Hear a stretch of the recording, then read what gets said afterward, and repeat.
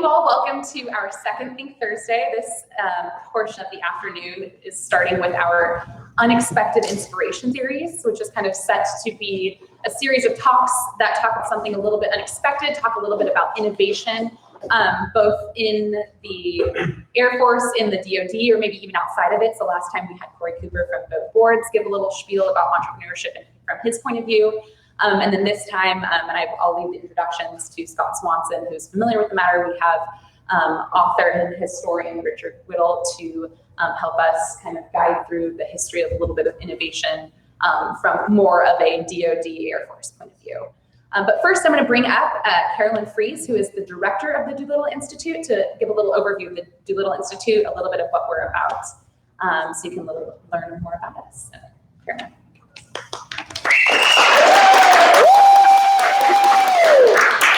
Thank you, Jess, and thank you everybody for coming to the Doolittle Institute today. As Jess said, I'm Carolyn Fries, I'm the director here. And we are named after James or Jimmy Doolittle. And for those of you that may not be familiar, Jimmy Doolittle was an engineer foremost with a Doctor of Science in Aeronautics from MIT. He was also an aviation pioneer, and we'll learn about a little bit about that with this movie clip I have. But then most importantly, historically, he led the Doolittle Raid, which involved 4 months after the bombing of Pearl Harbor, where they took time and extreme innovation and rapid development to retrofit B-25 bombers to be able to take off from aircraft carriers. So the Doolittle Institute is really modeled after that rapid innovation and collaboration that had to take place and the rapid transition to be able to make that happen in such a short time frame. And so back to kind of his innovation as far as an aviation pioneer, I want to share this little clip with you because this room is called the Outside Loop. And if you look around the place here, we have different names on all the different rooms, and each of them have some historical relevance as they relate to Jimmy Doolittle. So this is a little background on the Outside Loop, which we're in right now. Working alone or in groups, barnstormers and flying circuses with surplus World War I aircraft to use. Entertaining huge crowds with aerial stunts. But the pilots were also interested in competing against one another. 2 different disciplines resulted: acrobatics for entertainment and aerobatics for competition. The acrobats invented reckless stunts to keep the stands full. The aerobats invented increasingly complex maneuvers to keep other competitors guessing. But one maneuver eluded both entertainer and competitor: the outside loop. The legendary aviator Jimmy Doolittle, even as a young pilot, knew the outside loop was possible. He just wasn't sure how. The problem was the stresses it would create on the airplane and the pilot because of the extreme forces of negative G's. But on May 25th, 1927, he decided to try it anyway. One of the other test pilots was that man Hutchison. So I said, Hutch, well, you just stand right where you are and watch that part of the sky, and I'm going up to do a stunt. I would like to have you tell me what you think it is. And so I went up and did an outside loop. And when I came down, Hutchison was in ecstasy. He said, why? He just said, outside loop. Yes. I don't say anything about it. I'm going to keep this very quiet because the next time that we have an acrobatic competition, I'm going to take it hands down with the outside loop. Well, somehow or other, Hutchison leave me. And so I got a call from Army Chief of Staff, Chief of the Air Force then, and saying that he had just heard that I had done an outside loop, there would be no more. I said, yes, sir. So that's kind of an example of kind of what an innovator he was, and to some degree, how we're still kind of dealing with the issues of, the Air Force, whether it's safety or security or whatever, to some degree, stopping us from being able to innovate because they're too concerned about what may happen. So we're trying to help kind of change that culture and break those boundaries here at the Doolittle Institute. And so a little more about the Doolittle. So anybody out here in the audience married? Okay, so if you're married, you know you have two families. Whether you like it or not, you've got two families, right? So the Doolittle Institute kind of has two families as well. So the first one is the Defense Works family, which is our parent company here. So the Defense Works facilities include this location here, which supports the Air Force Research Labs Munitions Directorate at Eglin Air Force Base. SOFWorks in Tampa, which supports US SOCOM or Special Operations Command. AFWorks Las Vegas, supporting the Headquarters Air Force or HAF. MGM Works in Montgomery, Alabama, supporting the Air University at Maxwell Air Force Base. And a soon yet to be named facility in Vicksburg, Mississippi, supporting the Army Corps of Engineers Research and Development Center there in Vicksburg, Mississippi. The other part of our family are the AFRL Innovation Institutes, which include the Wright Brothers Institute up in Dayton, Ohio, supporting materials and manufacturing, sensors, aerospace systems, and the 711th Human Performance Wing up at the headquarters in Dayton, Ohio. The Griffiths Institute, which supports the Information Directorate in Rome, New York, and the AFRL New Mexico Tech Engagement Office, which supports directed energy and space vehicles in Albuquerque, New Mexico. And then the last one being the BRIC, which supports the Air Force Office of Scientific Research in Arlington, Virginia, just outside of DC there. So being involved with the Doolittle Institute gives you access to a lot of different locations, technologies, research that's going on within the Air Force and beyond the Air Force as well. In particular, the Innovation Institutes, we have 4 core objectives that we work with. Beyond this beautiful, innovative type facility, we do technology transfer, which involves licensing and commercialization of Air Force developed technologies into the commercial sector outside of DoD. Technology transition, which similar to what they did with the Doolittle raid, is being able to rapidly take something out to the warfighter and get it into their hands faster. Innovation and collaboration, which one of these events is all very much part of, finding new partners to work with the Air Force and do those new research and development activities. And then workforce development, whether that be existing workforce development for a kind of professional and scientific advancement of the current employees, or future workforce development. For instance, this week we have legacy camps going on here at the Doolittle Institute, which are from 6th grade to 10th grade over 5 different weeks. So there's a lot of great things going on here at the Doolittle Institute. Again, thank you all for coming, and I hope you enjoy our presentation today. And to introduce you to our speaker is Scott Swanson, our Tech Transfer Program Manager. Thank you. Well, it's our pleasure to welcome Rick Whittle with us here today.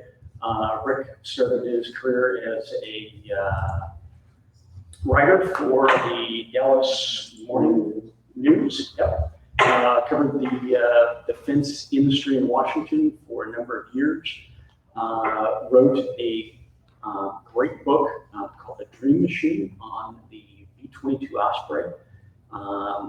Lauded by a number of folks by taking an inside and outside look at what went right and wrong with that program.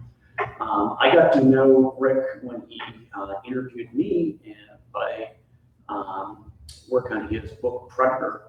I was a plank holder in that particular program, and when I had the opportunity to read his book, to look at that 360-degree view that he was able to put together, I was heads down to an operational mission. He took a really grand look at the beginning of that program and some of the innovation that happened and captured that history. So today he's going to talk a little bit about the innovation and opportunities that presented itself, both the V-22 Osprey program and Predator. So welcome, Rick Whittle.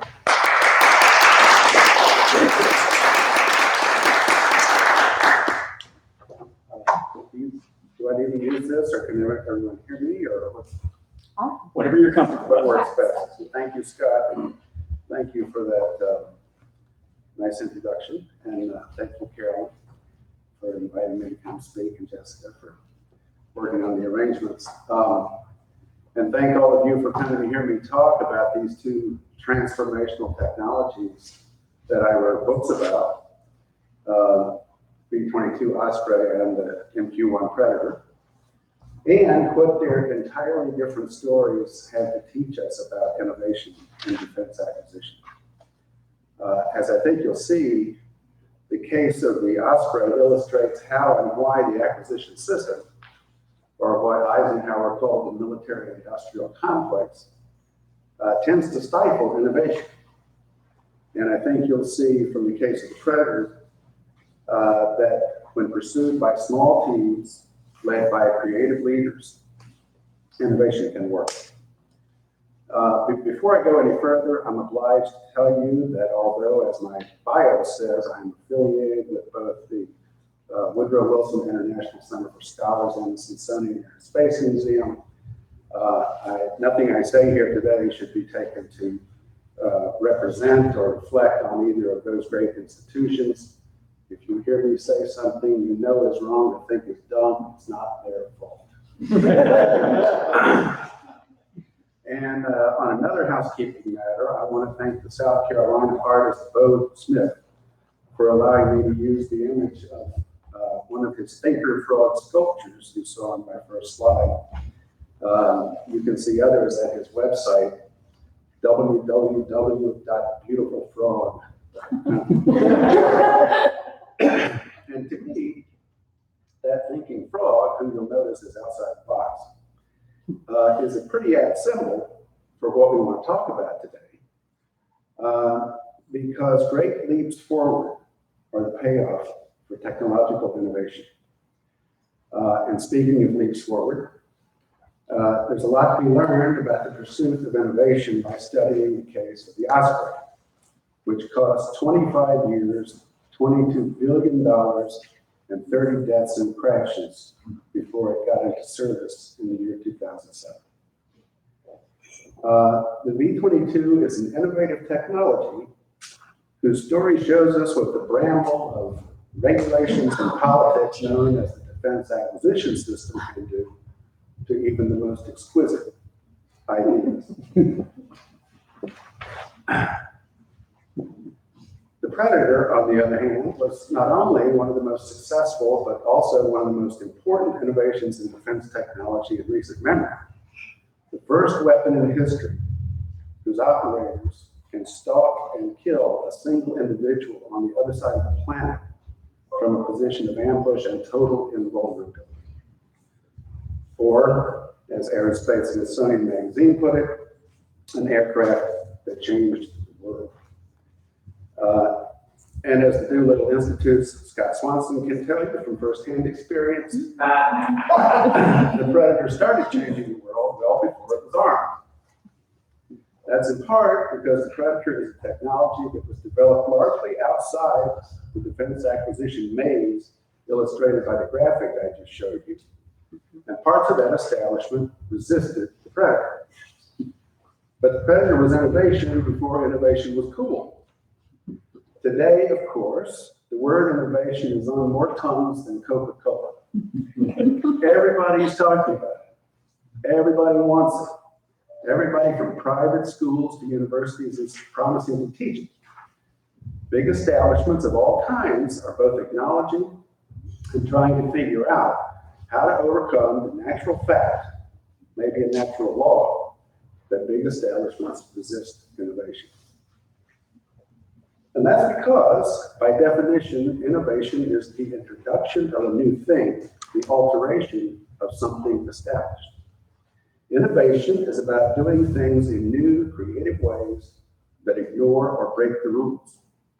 Just look at some of those synonyms. Revolution, upheaval, transformation. Those are often uninteresting prospects for people who are either thriving or surviving in big establishments as they are. And let's talk about how that fact affected the V-22 Osprey, a poster child for how the traditional acquisition system resists innovation. The Osprey is the first operational tilt rotor, or as I like to think of it, a real-life transformer. The V-22's ability to lift those big rotors on its wingtips, tilt them upward to fly like a helicopter, and tilt them forward to fly like an airplane gives the V-22 twice the speed and up to 5 times the range of most military helicopters. It's a revolutionary capability that today is doing great things for the Marines and for the Air Force Special Operations Command, and will soon be doing good things for the Navy and for the nation of Japan. But as I said, getting the Osprey into service cost 25 years, $22 billion, and 30 deaths and crashes. Now, I titled my book about the V-22 the Dream Machine because tilt rotor technology emerged from what I call the quest for the Holy Grail of aviation, which began in the 1930s. And by that, I mean attempts to design an aircraft which, as the great aeronautical engineer Alexander Clement put it, could do substantially everything a bird could do. Take off and land most anywhere, fly fast, and ideally, hover. In the 1930s, many inventors and engineers pursued the Holy Grail of aviation ardently. This man, Gerard Harrop, a lawyer by training, spent most of his life and all of his fortune trying to perfect a dream machine he called the convertiplane, a biplane that would convert from horizontal to vertical flight by turning its upper wing into a rotor as it flew. After World War II, governments joined the quest. My friend Mike Hirschberg, executive director of the Vertical Flight Society, is the current curator of a graphic you can find on the internet called the Wheel of Misfortune, which illustrates dozens of attempts that were made in the 1950s and 1960s by the militaries of the United States, the Soviet Union, and America's richest allies to build aircraft that truly conquered the air. Designers tried just about every way imaginable to marry one of the 4 basic methods of propulsion: rotors, propellers, turbojets, or ducted fans, with one of 4 basic methods of conversion from vertical to horizontal flight: deflecting the thrust downward for vertical flight and to the rear for horizontal flight, combining 2 separate methods of thrust, one vertical, one horizontal on the same aircraft, tilting only the thrust, or tilting the whole aircraft from vertical to horizontal after it took off. This was called the pogo. Well, it's on the slide. The last method proved a bit hard on the pilot, who to land would have to lie on his back and look over his shoulder as they're parallel parking. Of the dozens of combinations tried, all but a couple failed. And one that succeeded was the tilt, which was developed in 2 experimental versions by Bell Helicopter, NASA, and the Army, starting with the XV-3 converter plane, as they literally named it, and then an aircraft called the XV-15. Despite those successes, Bell couldn't get the Army to develop an operational tilt rotor on its own. I suspect one reason is that the Army is the largest of the military services, with dozens of interests and contractors competing for a share of its budget, especially its relatively minor aviation budget. Minor for the Army, that is. Even now, I hear that Army leaders are resisting the notion that they should even consider Bell's new V-280 Valor, a Black Hawk-sized tilt rotor that Bell is developing under the Army-led Future Vertical Lift program. Innovation requires visionary leadership willing to take risks. And in 1981, that's what Bell's innovative tilt rotor found in the person of President Reagan's first Navy Secretary, John Lehman, in the orange there, also known as Young Winston, the Navy Reserve helicopter pilot who saw the agile little XV-15 perform an aerial ballet at the 1981 Paris Air Show and was smitten. And here's Lehman climbing out of the XV-15 after flying it himself in March 1982, shortly before he decided the Marine Corps should develop a tilt rotor instead of a helicopter to replace its aging CH-46 Sea-Knight helicopters, affectionately known as the Frog. Now, Lehman knew the Little Bell helicopter wouldn't have the political clout in Congress to develop a tilt rotor to replace the CH-46 on its own, especially if Boeing was against such a tilt rotor program, And Boeing had been angling to replace the CH-46 with a new composite helicopter it called the Plastic Frog. Lehman also knew the tiny Marine Corps didn't have the budget to develop a big tilt rotor like this on its own. So young Winston saw to it that Bell entered into a partnership with Boeing to develop what Lehman named the Osprey. And he managed to launch the V-22 as a joint program that included all 4 military services, because politically that seemed to be the V-22 program's greatest chance for survival. So how did this version of the Dream Machine, this tilt rotor, turn into such a nightmare? As with many U.S. defense acquisitions, the problem began here when a panel of military officers spent weeks writing operational requirements for the Osprey. And let me read you a short passage from my book after I wrap my book.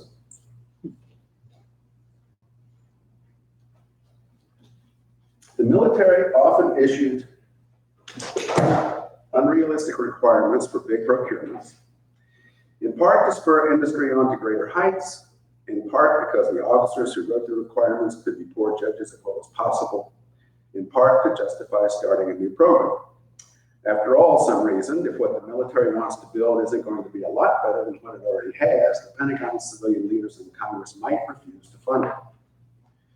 When it came to writing requirements, the services always asked for the sky, and contractors always told them they could deliver it, in the words of one sardonic poet, buy yesterday and price to sell at the 10-cent store. That was why stories on outrageous schedule delays and cost overruns were a staple from reporters on the Pentagon beat. Development schedules and cost estimates for most major military hardware, especially aircraft, were almost always ridiculously optimistic. The incentive on both sides, for the military and for the contractors, was to shoot for the moon and worry later about how much they were going to miss it by. Now, as we'll see in a minute when we discuss the case of the Predator, innovation may work best when it comes in short, quick steps. But when the JVX program, which became the V-22, was created in 1982, the aircraft the military asked for in the requirements was supposed to do 10 missions for 4 armed services. For the Marines, the Osprey was to do amphibious assaults and all the other transport missions of the CH-46, and the larger Sikorsky CH-53D.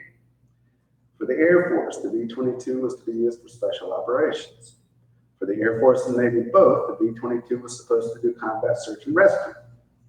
And while the Army has no V-22s today and no plans to buy any, in the beginning, that service was a major player in the program. Something's missing. Well, I'm missing a slide for some reason. Too bad, because it's a cool one. It shows the Army's requirements. For the Army, the original requirements said that this new multi-service tilt rotor had to do troop transport and medical evacuation duty, plus a demanding electronic intelligence mission. And the slide I wanted to show you illustrates that mission. For that mission, the requirements said the aircraft had to be able to cruise at 30,000 feet, but evade surface-to-air missiles by diving toward the Earth at a descent rate of 20,000 feet per minute or more, while doing a split S and dispensing chaff and flares, and then fly down to the Earth. And that wasn't all. The Osprey was also supposed to carry guns and air-to-air missiles and have external hard points for extra fuel tanks and electronic countermeasures. It was supposed to be pressurized against nuclear, biological, and chemical contamination. It was supposed to fly 2,100 miles on 1 tank of gas. It also had to be fly-by-wire, a cutting-edge technology in the 1980s, and every flight-critical system had to be either triply redundant or able to take a hit from a 14.5 millimeter shell and keep working. Now that would have been a true dream machine. Beyond that, Bell and Boeing were building not just the first operational tilt rotor, but also the biggest tilt rotor ever. That's the XV-15 in the foreground and the V-22 in the background. Bell and Boeing were also required to use what at the time were brand new and in some ways experimental technologies such as composite aerostructures. Now, a lot of the B-22's requirements had to be dropped or eased or changed over the years. That electronic spying mission for the Army, for example, disappeared almost as soon as it was created because the Army dropped out entirely. But a lot of time and money was spent early on trying to meet those requirements, and that helped cause schedule delays and cost overruns. Even without many of those requirements, the Osprey proved to be quite an engineering challenge. One of the major reasons was that while its fuselage had to be big enough to carry 24 combat-equipped Marines, its rotors had to be small enough to fit on the deck of an amphibious assault ship. That meant they had to be limited to about 38 feet in diameter when they should have been 43 feet for an aircraft that size and weight. I'd like to read you another passage from the Dream Machine that describes how this man, Bell's chief tilt rotor engineer at the time, Ken Wernicke, reacted when he saw the military specifications for the Osprey in 1983 for the first time. After he studied the specs, Ken Wernicke went to Bob Lynn, Bell's senior vice president for engineering, and told him he just wasn't going to do it. He wasn't going to design this JVX. It was going to be too complicated, too heavy, and too costly. It was probably going to discredit the tilt rotor forever. Ken Wernicke's boss talked him into designing the Osprey anyway, but as it turned out, Wernicke was nearly right about the effect the Osprey was going to have on the tilt rotor's reputation, which is still recovering from the Osprey's ugly duckling years. But many of the things that went wrong with the Osprey had nothing to do with the fact that it was a tilt rotor. Bell and Boeing, for example, woefully underestimated how much it was going to cost to design and build the first prototypes. And they overran their original $1.8 billion contract by $300 million. Another source of problems was the 50-50 partnership they formed to build the Osprey, which left neither one in charge. That partnership seems to work okay today, but there was a time when top executives from the companies were having such vicious fights over their cost overruns, and I mean red-faced, table-pounding, screaming matches, that one Bell vice president said maybe they could cover the overruns just by selling tickets to their meetings. Another thing that went wrong with the Osprey was Dick Cheney, who as defense secretary started trying to cancel the B-22 in 1989, 3 weeks after its first flight. Not because he doubted the technology, but because he needed to cut the defense budget. And the Congress made it clear very quickly that it wasn't going to let him cancel the Osprey, Cheney took that as a challenge to his authority, turned it into a personal grudge, and tried to kill the Osprey annually for 4 years. He didn't succeed, but he starved the program for resources in the process. And after Cheney left the Pentagon, what he had done left the Marines so desperate to get the Osprey into service that they rushed it in the 1990s and paid a very heavy price for doing that. Now, a lot of people think that pork barrel politics is what saved the Osprey from Dick Cheney, and saying pork barrel politics certainly played a role, as it does in nearly every multi-billion-dollar defense acquisition. But in the Osprey's case, a more important force was at work, and that was the tribal culture of the Marine Corps. Tribal is no exaggeration. I don't know if we have any Marines with us, but if we do, they'll confirm what I say. The Marine Corps is the smallest and most unified of the U.S. Armed Services.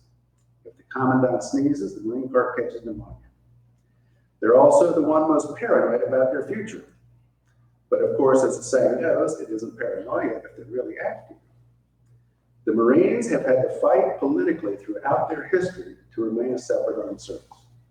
President Harry Truman wanted to reduce them to what he called the Navy's police force, words that he had to eat pretty quickly. And even today, someone is always asking, why do we need a second army? So part of Marine Corps tribal war is that the Marines have to stay unique to stay alive. And in the 20th century, they did that by becoming the nation's amphibious assault force. After World War II, the Marines made helicopters the primary way they came ashore. And that's why, when they began the Osprey in 1982, the Marines thought it was their dream machine. By the 1980s, the CH-46 was getting old, and in the age of nuclear weapons and long-range anti-ship missiles, amphibious assaults by helicopter were in theory ever more vulnerable. The Marines saw the tilt rotor as a way to guarantee their ability to put troops on hostile shores from ships far out at sea, and thus guarantee their own survival, both on the battlefield and as a separate armed service. So in the Osprey, the Marines weren't just buying an aircraft, they were buying a capability vital to their very existence. And that's why the Marines defied Defense Secretary Cheney by helping their friends on Capitol Hill defeat his plan to cancel the Osprey to save money. And that's why the Marines kept pursuing the Osprey, even after those crashes during its development killed 30 people and for a while turned the V-22 into a national scandal. The Marines and Bell and Boeing overcame that sad history by redesigning and retesting the Osprey, and its innovative technology is paying big dividends today. But those dividends came at a very heavy price. But let's talk about a happier story. Oops. The Predator.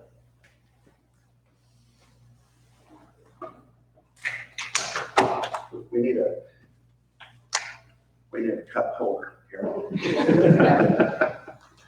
Sorry.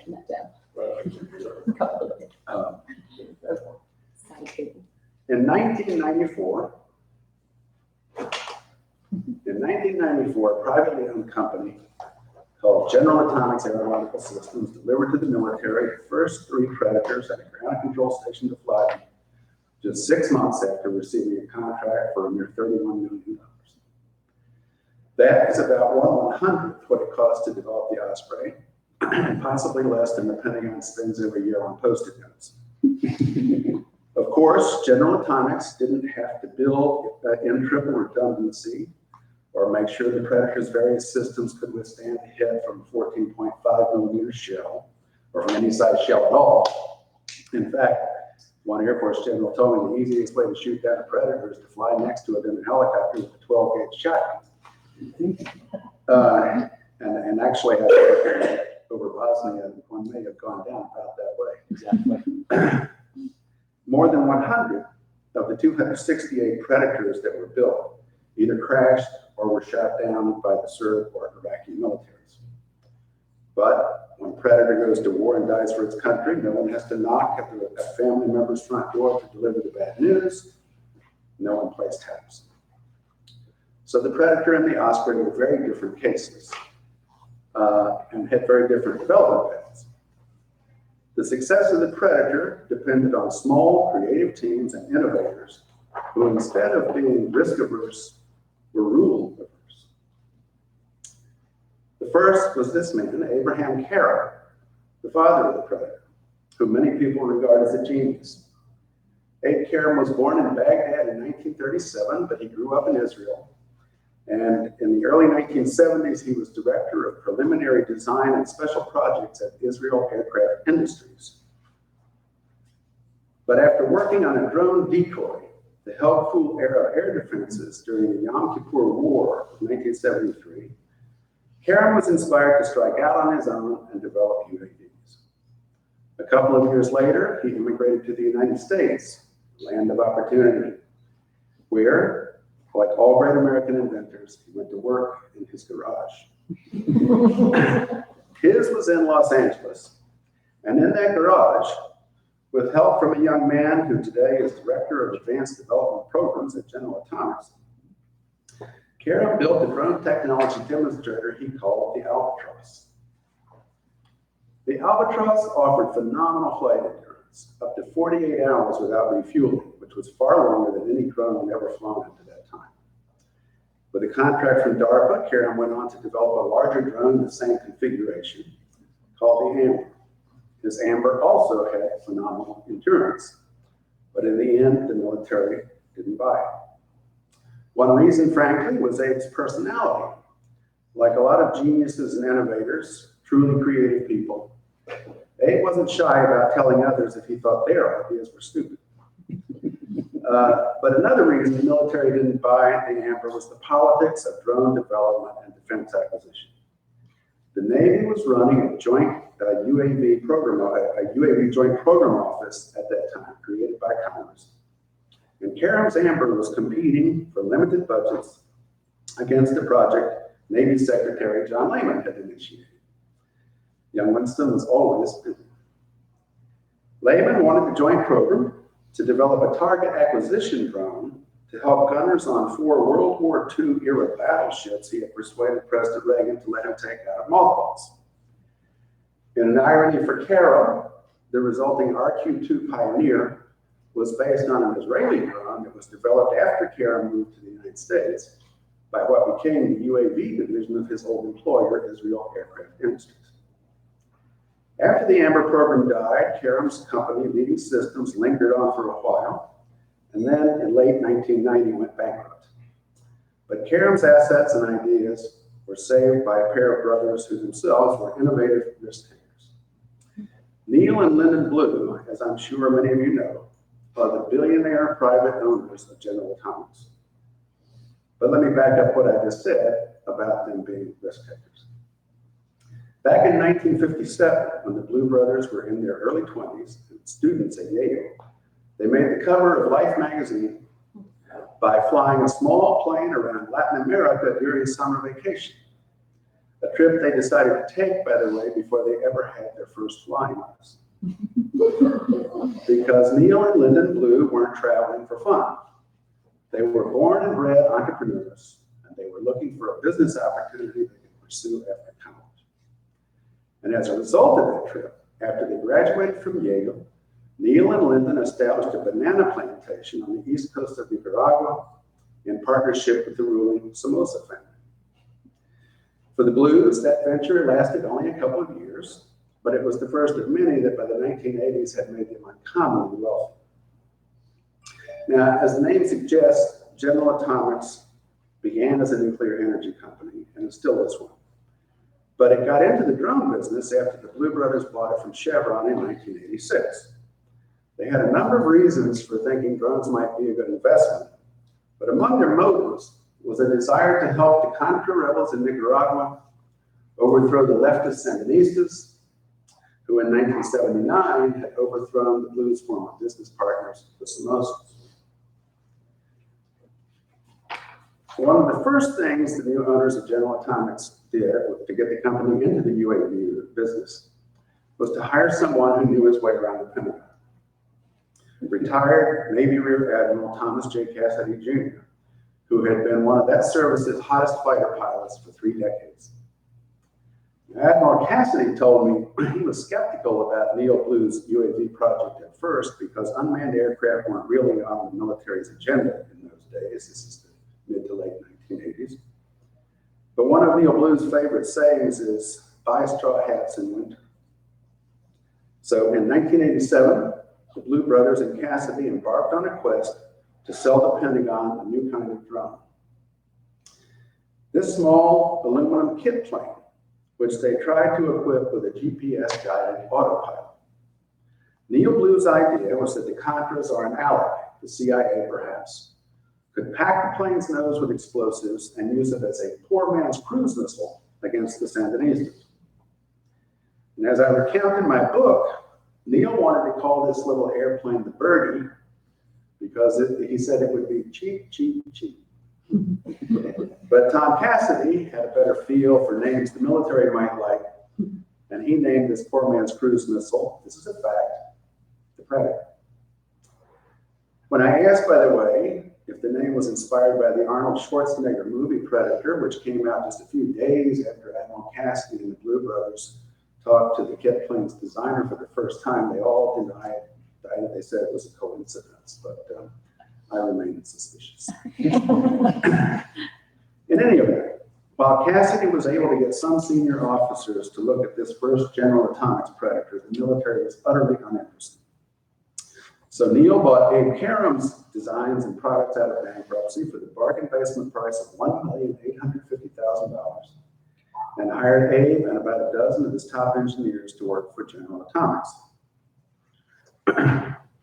Now, as I say in my book, if necessity is the mother of invention, war is the mother of necessity. And it was the wars of the late 20th and early 21st centuries that created the necessities that in the end gave birth to the Predator and to the key innovations that made it revolutionary. Yet even necessities created by war may not be enough to foster innovation without leaders who value creativity and are willing to take risks. In the case of the Predator, several such leaders were in the right places at the right times. Two of them were the Clinton administration's CIA director, James Woolsey, and its Undersecretary of Defense, John Deutsch. The necessity of finding Serb artillery that was bombarding civilians in Sarajevo during the war in Bosnia led Woolsey and Deutsch to take the steps that led to the birth of the Predator, which was derived from a smaller, less capable drone Abe Karam had designed called the Nat 750. In 1993, at Woolsey's direction, the CIA bought two Nat 750s from General Atomics to use in Bosnia. In the photo at the bottom here, the man at the right is Abe Karam. The man to the left is Thomas Twetton, who in 1993 was the CIA's Deputy Director of Operations, and went to California to seal that deal for Woolsey, who had known Abe Karam for years. At about the same time, after talks with Woolsey, Undersecretary of Defense Deutsch created a program to develop a drone similar to the Nat 750 for the military. And here is a fundamental difference in how the Osprey and the Predator were developed. Like Woolsey, Deutsch was unorthodox, and he stipulated that this new UAV had to fly within 6 months of contract award. To make that possible, Deutsch adopted an idea his deputy Larry Lynn had come up with, a special rapid procurement method called Advanced Concept Technology Demonstrations, predecessor to today's Joint Capability Technology Demonstrations. Deutsch and Lynn wanted to streamline acquisition at least a little bit by buying small batches of mature technologies and letting users take them out for a test drive in real military operations. If the users liked the product, more would be bought. If they didn't, little time or money would have been spent developing and testing the equipment for our platform.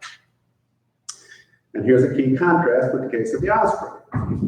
Deutsch set only a few operational requirements for this new UAV, and he stated them in a memo we issued on July 12, 1993.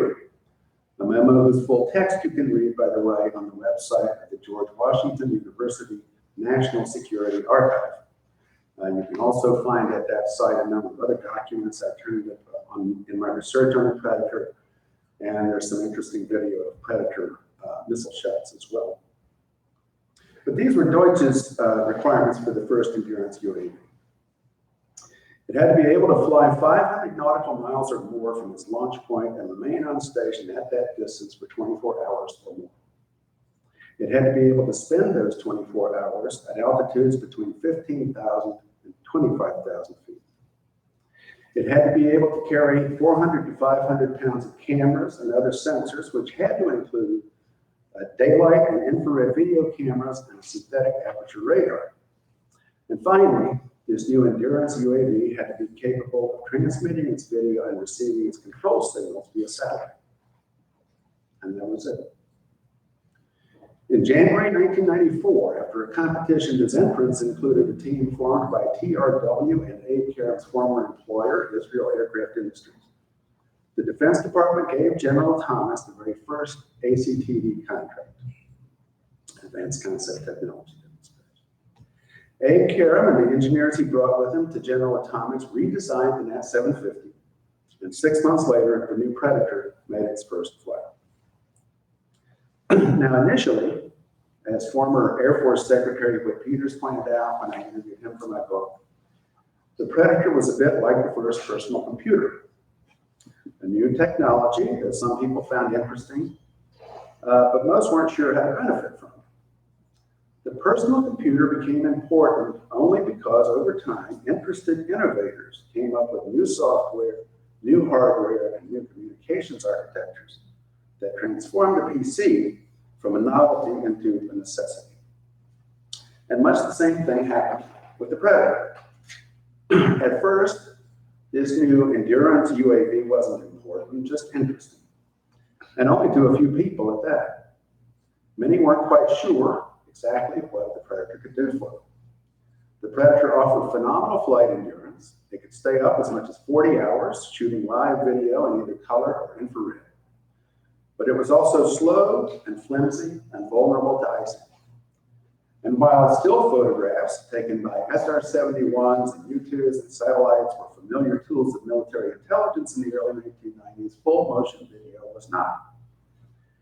When the Predator made its debut in 1994, being flown by the Army, by the way, it was just a platform for a video camera whose imagery was sent back to a ground control station and went no further. That ground control station was a NASCAR-style trailer adapted to the purpose. And this is mind-boggling today, but true.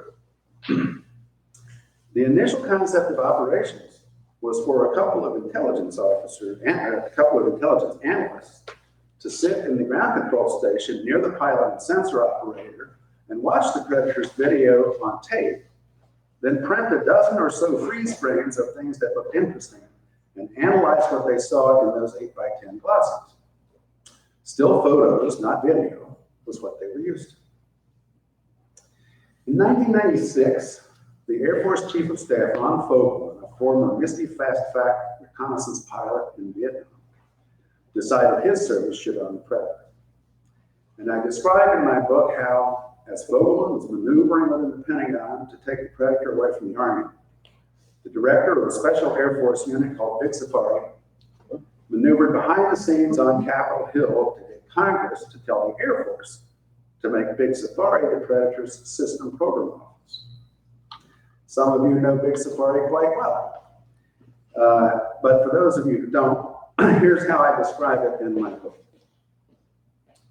Created during the Cold War to help the Air Force, the CIA, and other agencies keep an eye on the Soviet Union and its allies, Big Safari quickly evolved into a real-world echo, though far less zany, of Q-Bridge, the fictional British Secret Service technology shop in the James Bond movies. Big Safari didn't rig attaché cases to spew tear gas or fit snazzy sports cars with machine guns and ejection seats. But like 007's Q-Branch, Big Safari was staffed with clever engineers and technicians whose mission was to devise and field often exotic gear quickly. Big Safari was just more specialized, beginning with its first assignment in December 1952, installing the largest aerial camera ever on a huge C-97 stratofreighter cargo plane, a project code named Pieface. Big Safari's game was tricking out special purpose aircraft, often with aerial reconnaissance devices, usually in a hurry, and expressly for special missions. And then I had this. By law, Big Safari had rapid acquisition authority, which allowed it to bypass much of the bureaucratic molasses that bogs down most military procurement. By dispensing with what its leaders disdained as administrivia, and by working hand in glove with defense contractors and the operators of its aircraft, Big Safari could get innovative new gear into action within months, weeks, and sometimes even days, rather than the years it routinely takes to develop and field most military technology. Big Safari's philosophy was expressed in mottos, catchphrases, and admonitions such as minimum but adequate, off the shelf, need to know, modify, don't develop, and provide the necessary, not the nice to have. And the latter, by the way, I think might be a good guideline for acquisition writers everywhere, especially if program managers would stay with it. Another innovative risk taker, Big Safari director Colonel Bill Grimes, succeeded in his quest to get the Predator assigned to his outfit. And over the next 3 years, between 1998 and 2001, working with General Atomics and other contractors, Big Safari turned the Predator into a world-changing weapon. Among the innovators who played important roles was a techno-scientist who worked for Big Safari and who wouldn't allow me to use his name in my book. Some of you know him. One Air Force official who's worked with this scientist calls him the man with two brains. In the book, by mutual consent, I gave him the alias Werner. By any name, he was a true innovator, and the list of ways he improved the Predator is long. But three key ones were these. First, he figured out how to stream Predator video live from that lonely ground control station to the Pentagon and other command centers worldwide. Second, he mapped out a unique satellite setup to let a crew fly a Predator over Afghanistan from a ground control station in Germany rather than from the usual 500 miles away. And third, he later modified that setup so that crews in the United States could fly armed Predators over the other side of the globe. A system he dubbed remote split operations, and essentially the system the Air Force uses today to fly drones half a world away from bases here at home.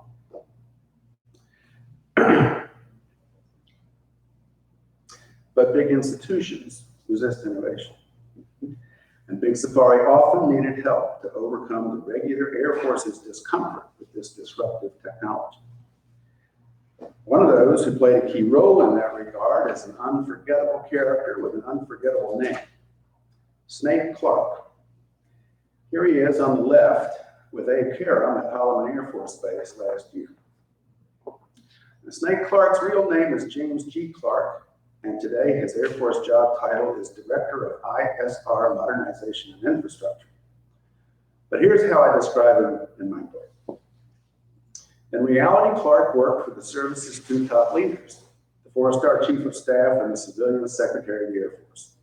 He was their favorite fixer, an inside operator who was canny about how to bypass bureaucracy and who relished getting things done, as he liked to put it, quick and dirty. This was partly why Clark encouraged everyone to call him by his nickname, Snake, or if regulations required they salute him, Colonel Snake. He consciously cultivated the image of a shrewd and slippery operator who might be dangerous if stepped on, a reputation he found useful in intimidating real or potential opponents. Irreverent, sassy, and unafraid to step on toes, Clark was an acquired taste. He spoke in a preening pattern whose flavor was slightly acidic and reminiscent of W.C. Fields. And when someone got in his way, he loved playing what he called Pentagon poker. I'll see you a 3-star and raise you a 4-star.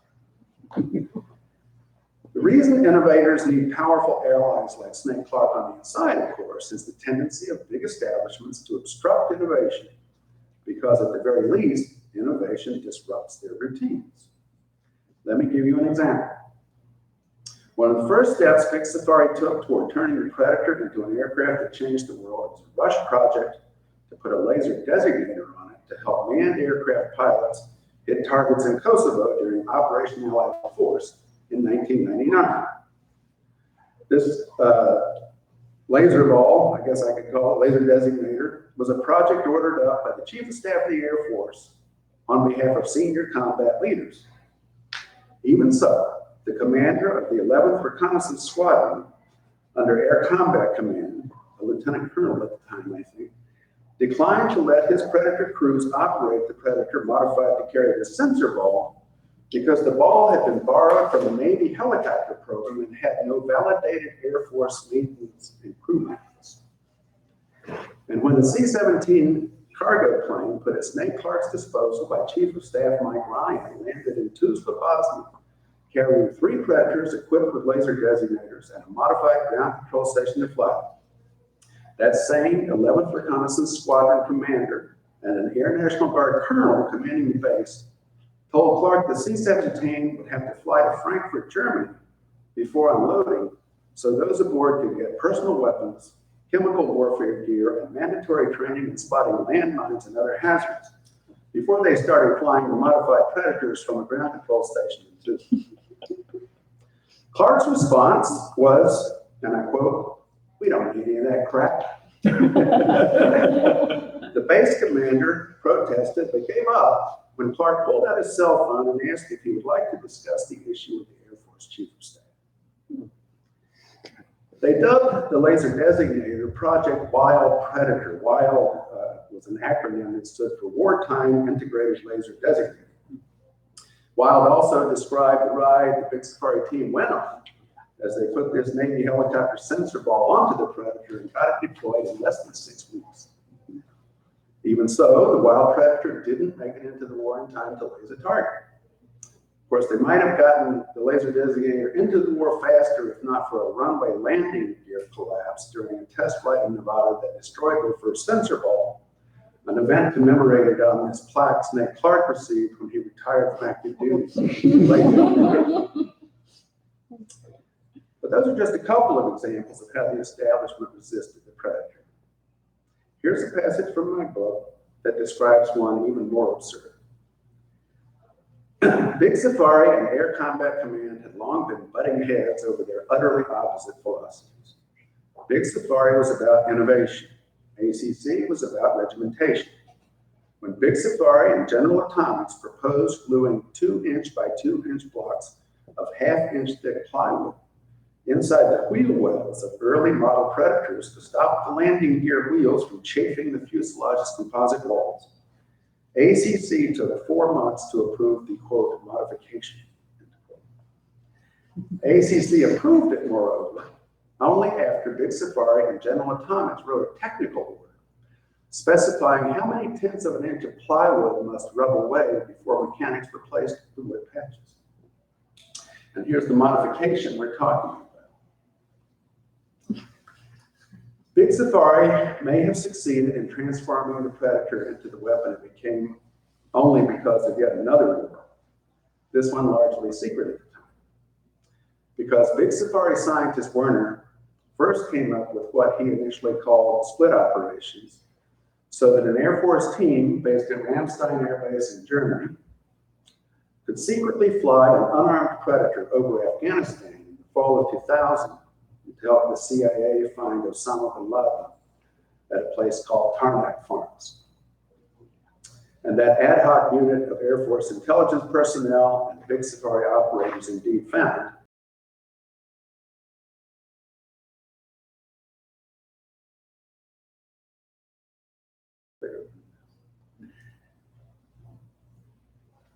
less than a year later, Werner then invented remote split operations to give our government the option of using an armed Predator to kill bin Laden without launching such a strike from German soil.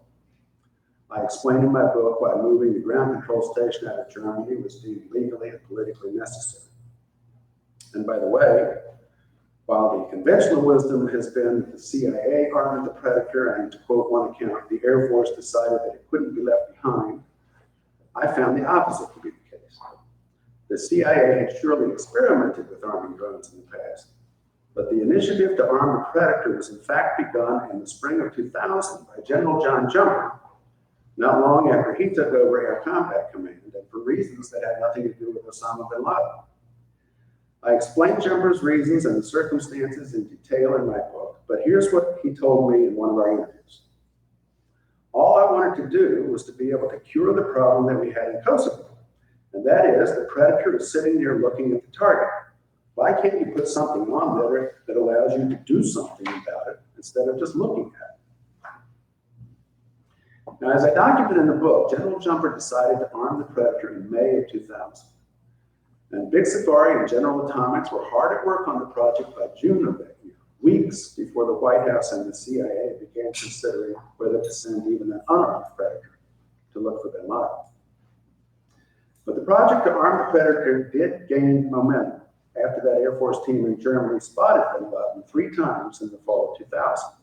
And it gained momentum because by then, Richard Clark, the counterterrorism director on the National Security Council staff, and Charlie Allen, the assistant director of Central Intelligence for Collection, had come to the conclusion that the United States needed to kill Osama bin Laden before al-Qaeda killed more Americans, as they had done.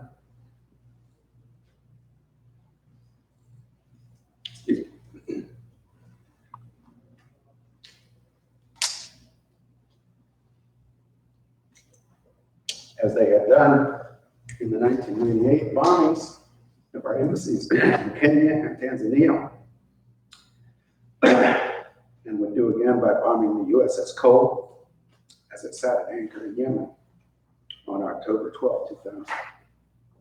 On January 23, 2001, under a publicly announced Air Force program.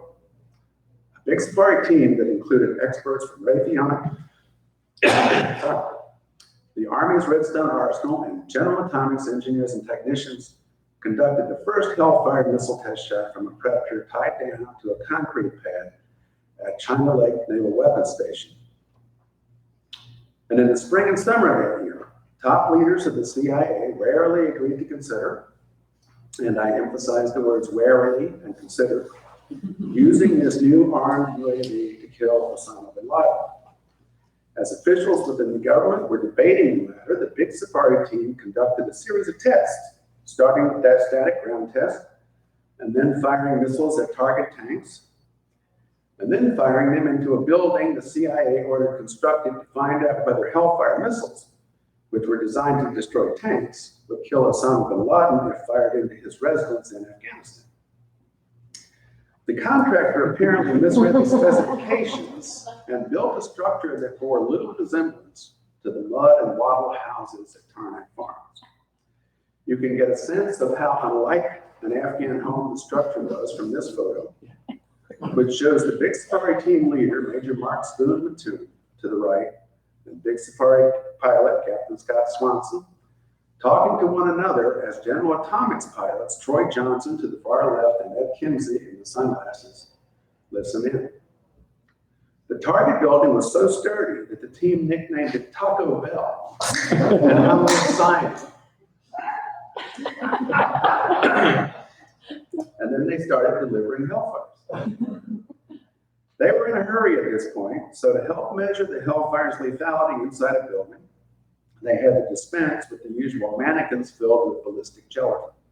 Instead, as you can see in this photo, they used plywood silhouettes and watermelons to simulate people. Now, as I recount in my book, when the General Atomics project manager, Chris Dussault, submitted his expense report for the month, he included a request for reimbursement for $200 for watermelons, which got him an angry call from his boss, Brad Clark, who asked, "What are you guys doing out there? Having a kegger?" No, they were just improvising, which is what innovators do. Now, in those days, before 9/11, the Defense Department didn't want its people to be the ones who pulled the trigger on a Predator Hellfire strike that killed Osama bin Laden, which might be interpreted as an assassination, which by presidential directive was illegal. And that led to another innovation. Big Safari created a remote trigger that was connected to the Air Force Flight Crew's control panel by a long white cable, but was supposed to allow the CIA to pull the trigger.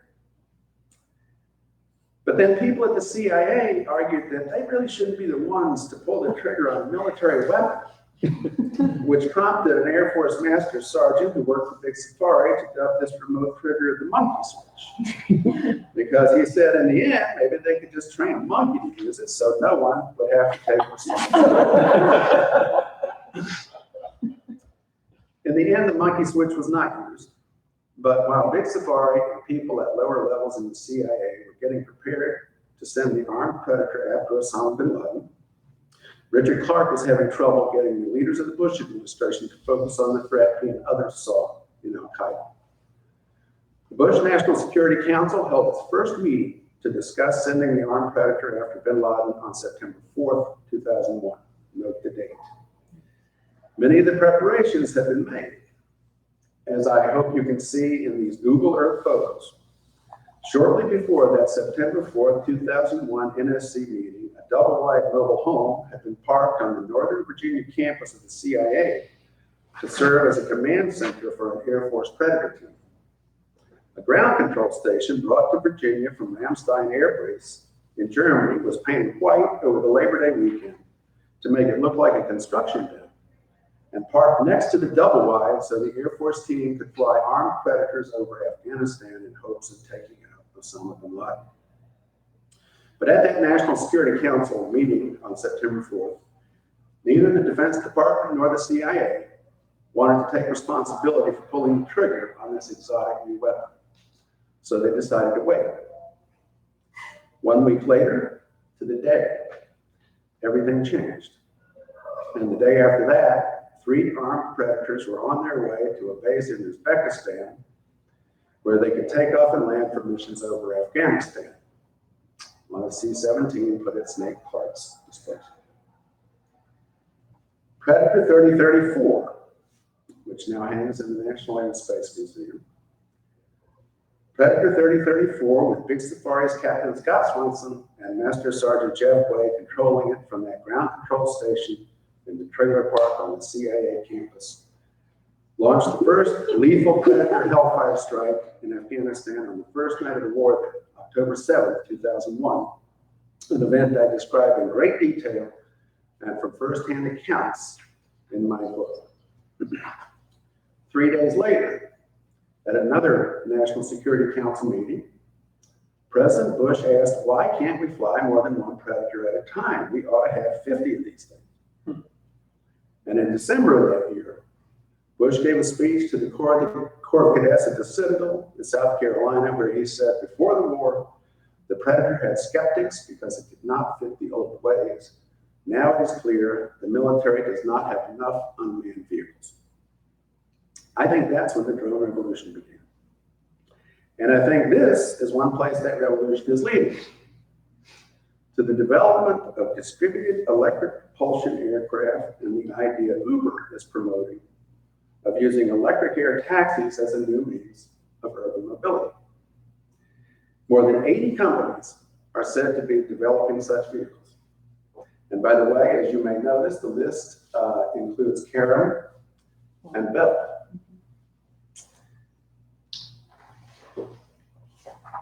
And while electric aircraft are right now attracting a lot more investment from private venture capital firms than defense dollars, as far as I know, they're clearly a dual-use technology.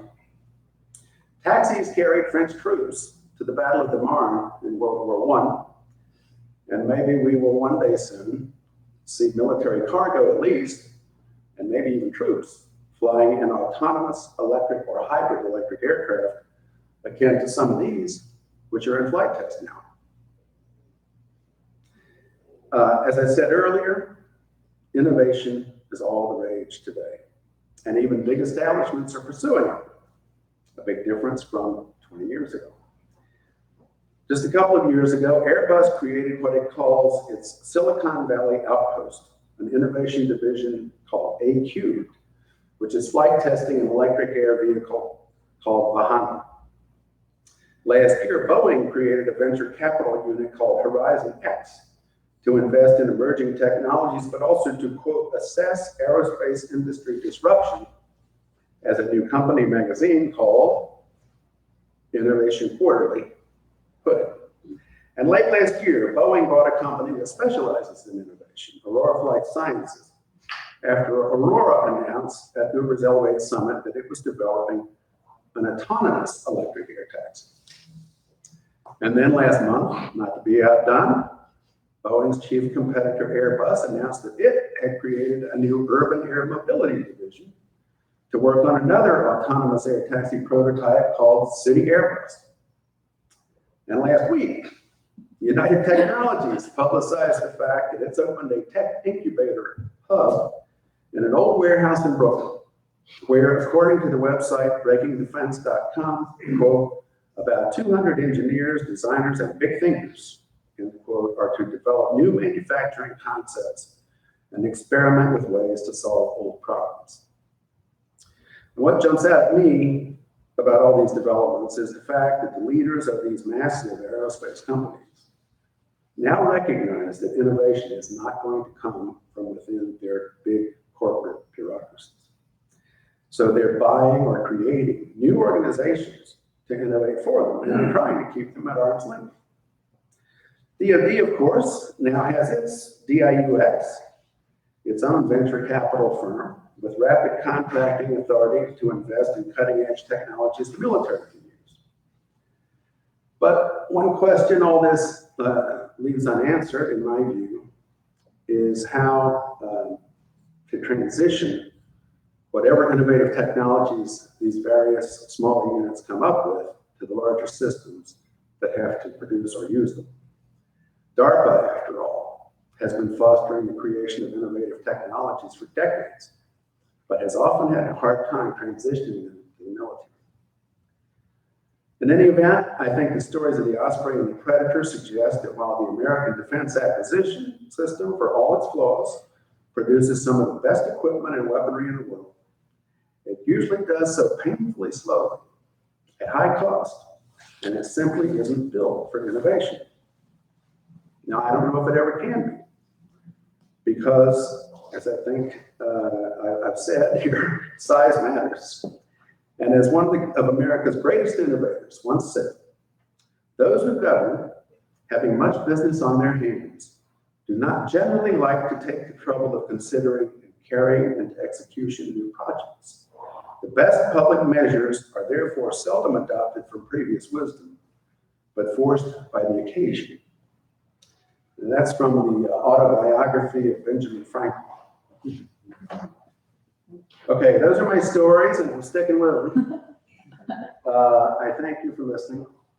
And in whatever time we have left, I'll be glad to try to answer any questions you have for me, or even better, listen to your comments. Thanks very much.